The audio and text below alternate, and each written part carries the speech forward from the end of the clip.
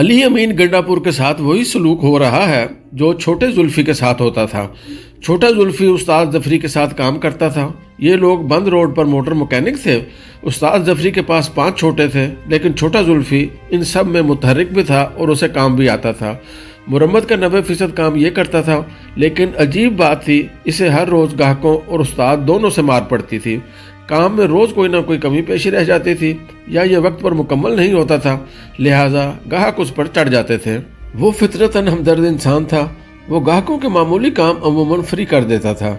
इस पर उस्ताद नाराज़ होकर उसे ताना देता था, तुम अगर सारे काम फ्री करते रहोगे तो दुकान का किराया, बिजली का बिल और तनख्वाह तुम्हारी माँ देगी। जुल्फी को माँ से बहुत प्यार था। वो माँ की गाली सुनकर अदब से कहता था, उस्ताद जी माँ की बात ना करें, आप बेशक मुझे मार लें। और उस्ताद अक्सर उसका यह मुतालबा पूरा कर दिया करता था। वो उसे जूते से फेंटा लगा देता था।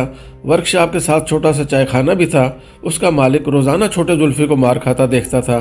उसे इस पर तरस आता था और वो इसे प्यार से समझाता था, बेटा तुम दिन रात एक कर देते हो, पूरी वर्कशॉप तुम्हारी मेहनत से चल रही है, लेकिन इसके बावजूद तुम मार खाते हो। तुम उस्ताद जफरी को छोड़ क्यों नहीं देते? छोटा जुल्फी मुस्कुराकर जवाब देता था, चचा उस्ताद मेरा मोहसिन है, मैं कुछ भी नहीं था। उस्ताद ने मुझे नौकरी भी दी और काम भी सिखाया। मैं आज उसकी मेहरबानी से मैकेनिक हूँ। मेरा ज़मीर गवारा नहीं करता मैं आज उसे छोड़कर चला जाऊँ। चचा को उसकी वफादारी पर प्यार आ जाता था। एक दिन छोटे जुल्फी ने ग्राहक और उस्ताद दोनों से जी भरकर मार खाई और फिर चाय खाने के मालिक के पास बैठकर पहली मर्तबा पूछा, चचा वर्कशॉप पर मेरे साथ 5 शागिर्द हैं, ये सारे नालायक, कामचोर और चापलोस हैं। यहाँ सिर्फ मैं काम करता हूँ, लेकिन उस्ताद बुरा भला भी सिर्फ मुझे कहता है। उसे दूसरे शागिर्द नज़र क्यों नहीं आते?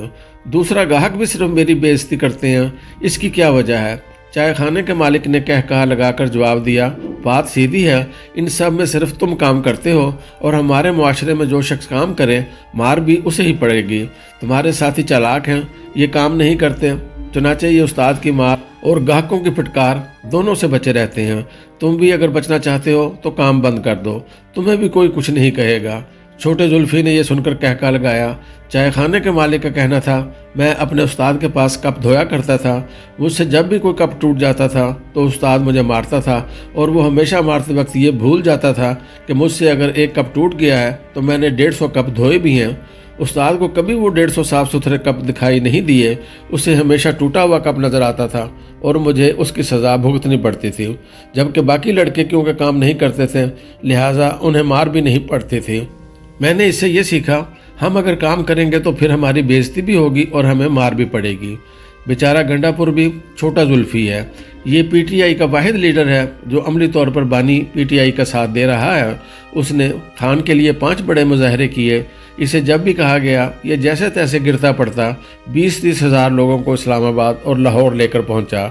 इसके लिए उसने माली नुकसान भी उठाया, एमपीएस की झिड़कियाँ भी सुनी, ब्यूरोक्रेसी का इनकार भी बर्दाश्त किया, एस्टेब्लिशमेंट की नाराज़गी भी सही और आखिर में पुलिस के डंडे और टनों के हिसाब से आंसू गैस भी बर्दाश्त की और इसके बाद उसे गायब भी होना पड़ा। उसे गिरफ्तार वर्कर्स की रिहाई के लिए भी कोशिश करना पड़ी।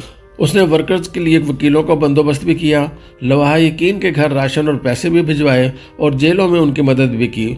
और इस सब के बाद उसने जमकर पूरी पार्टी और इमरान खान से बेइज्जती भी कराई, जबकि बाकी लीडर्स ने आज तक टिक टाक और ट्वीट्स के अलावा कुछ नहीं किया। ये घर में बैठकर 4-5 मिनट की तेज़ाबी तकरीर करते हैं, अवाम को इनकलाब के लिए बाहर निकलने और तब्दीली लाने की दावत देते हैं, मोटरसाइकिल पर बैठकर 1.25 मिनट की वीडियो बनाते हैं, बसों के साथ खड़े होकर वी का निशान बनाते हैं और फिर गायब हो जाते हैं और आखिर में गंडापुर पर चढ़ जाते हैं।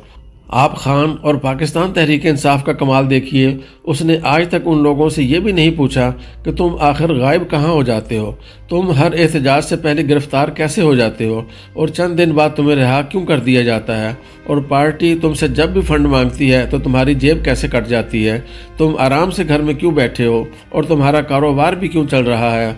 गंडापुर की तमाम तर मुखालफत के बावजूद मैं ये मानने पर मजबूर हूँ, इस शख्स ने 5 मरतबा वर्कर्स को भी निकाला, ये उन्हें इस्लामाबाद और लाहौर भी लेकर गया, उसने पुलिस और रेंजर्स का मुकाबला भी किया और ये आखिर में अपने कारकुनों को सही सलामत वापस भी लेकर गया। दूसरा, उसने एहतजाज के साथ साथ एस्टेब्लिशमेंट को भी राज़ी रखा। یہ وفاقی حکومت کے ساتھ بھی چلتا رہا۔ اس نے پارٹی کو پشاور میں پناہ بھی دی، پارٹی کے تیسرے درجے کے لوگوں کی گالیاں اور طعنے بھی سنے، پارٹی کے اندر موجود مخالف گروپوں کو بھی فکس کیے رکھا، اپنی وزارت اعلیٰ بھی بچائی، گورنر راج سے بھی بچا رہا اور خان کو بھی جیسے تیسے راضی رکھا۔ پارٹی مانے یا نہ مانے، لیکن یہ حقیقت ہے کہ بشرا بی بی کو بھی گنڈا پور نے رہا کرایا تھا اور یہ اسے پشاور بھی لے کر گیا۔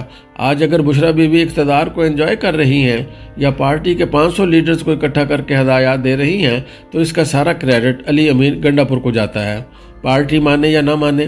لیکن یہ بھی حقیقت ہے گنڈا پور ہر بار احتجاج بھی کر لیتا ہے اور ورکروں کو مار پڑنے سے بھی بچا لیتا ہے، لیکن بشرا بی بی نے ایک بار احتجاج کیا اور اس کے بعد پارٹی کو دوسرے احتجاج کے قابل نہیں چھوڑا۔